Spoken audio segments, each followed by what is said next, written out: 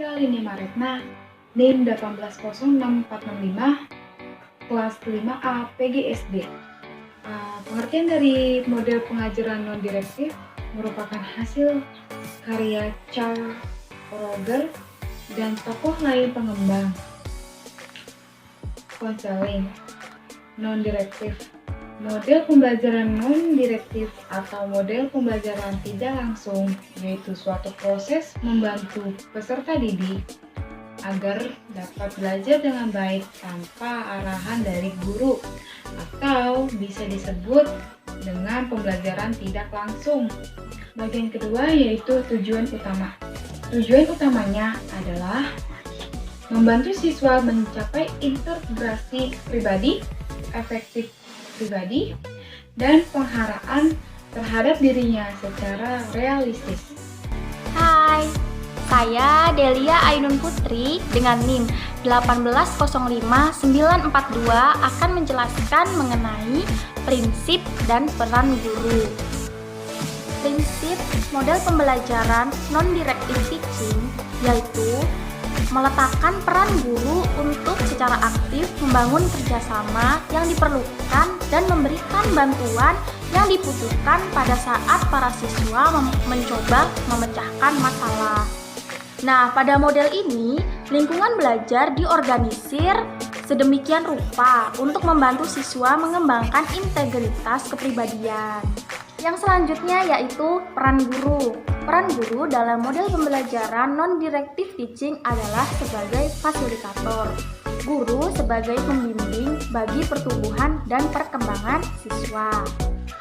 Guru hanya memberi permasalahan yang merangsang proses berpikir siswa, sehingga objek belajar itu berkembang sesuai dengan yang diharapkan.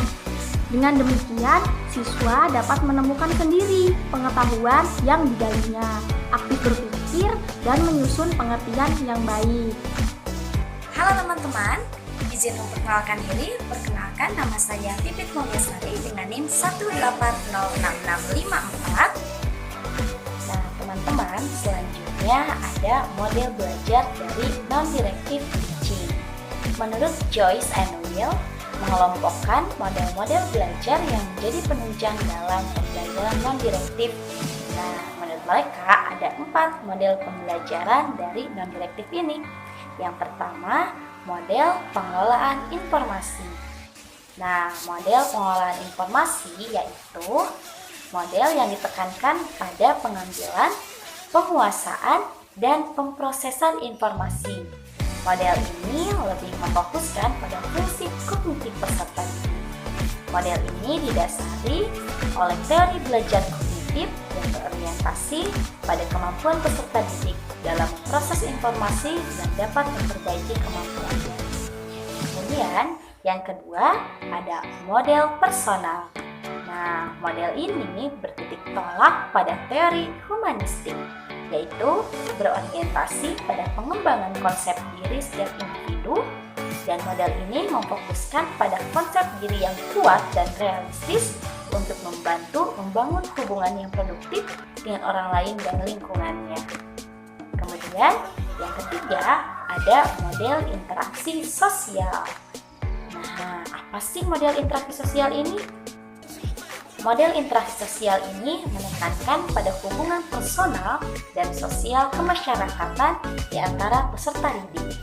Model tersebut berfokus pada peningkatan kemampuan peserta didik untuk berhubungan dengan orang lain, terlibat dalam proses-proses yang demokratis, dan bekerja sama secara produktif dalam masyarakat. Dan terakhir, ada juga model sistem perilaku. Nah, model ini dikenal sebagai model behavioral, di mana model ini menekankan pada perubahan perilaku yang tampak dari peserta didik sehingga konsisten dengan konsep ini. Assalamualaikum warahmatullahi wabarakatuh.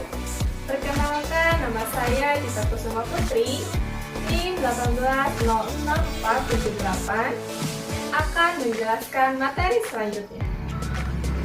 F. Teknik utama. Teknik utama dalam mengaplikasikan model pembelajaran non-direktif ini adalah apa yang diistilahkan oleh Roger sebagai non-direktif interview atau wawancara tanpa menggurui, yaitu wawancara tatap muka antara guru dan siswa. Selama wawancara, guru berperan sebagai kolaborator dalam proses penggalian jati diri dan pemecahan masalah siswa. Inilah yang dimaksud dengan tanpa menggurui atau non-direktif. Kunci utama keberhasilan dalam menerapkan model ini adalah kemitraan antara guru dan siswa. Maka, ada beberapa langkah untuk mengaplikasikan model ini, yaitu 1. Menciptakan situasi bantuan dalam diskusi kelompok atau kelas secara bebas. Dilakukan oleh guru untuk mendorong peserta didik melakukan ekspresi bebas. Yang kedua, mengungkap masalah dalam diskusi kelompok dan kelas.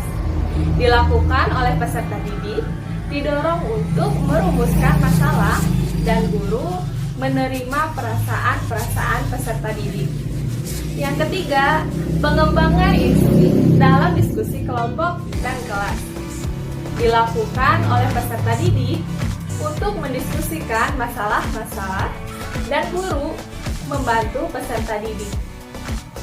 Yang keempat, ada perencanaan dan penentuan keputusan dalam diskusi kelompok atau kelas. Dilakukan oleh peserta didik untuk merencanakan penentuan keputusan dan oleh guru untuk mengklarifikasi kemungkinan-kemungkinan keputusan. Dan yang terakhir, integrasi dalam penyajian siswa dalam kelompok atau kelas. Yang dilakukan peserta didik memperoleh pemahaman yang lebih luas dan mengembangkan kegiatan-kegiatan yang positif yang lebih lanjutnya lagi. Dan guru membantu pengembangan peserta didik.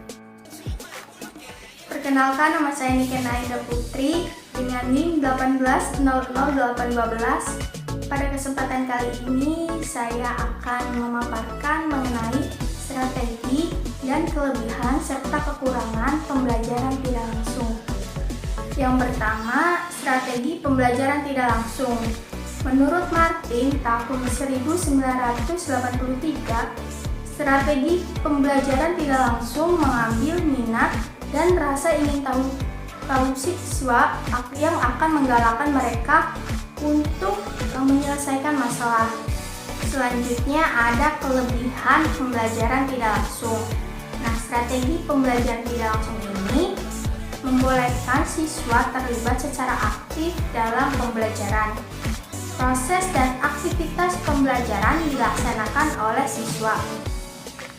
Pembelajaran yang berasaskan sumber ini membolehkan berlaku pengalaman pembelajaran secara lebih mendalam dan luas sehingga mengekspresikan pemahaman, mendorong ketertarikan dan keingintahuan siswa, menciptakan alternatif dan menyelesaikan masalah. Selanjutnya ada kelemahan pembelajaran tidak langsung. Strategi pembelajaran secara tidak langsung lebih bersifat tumpuan pembelajaran. Oleh karena itu, tempo untuk berlaku pembelajaran yang optimal akan mengambil masa yang panjang jika dibandingkan dengan pembelajaran secara langsung.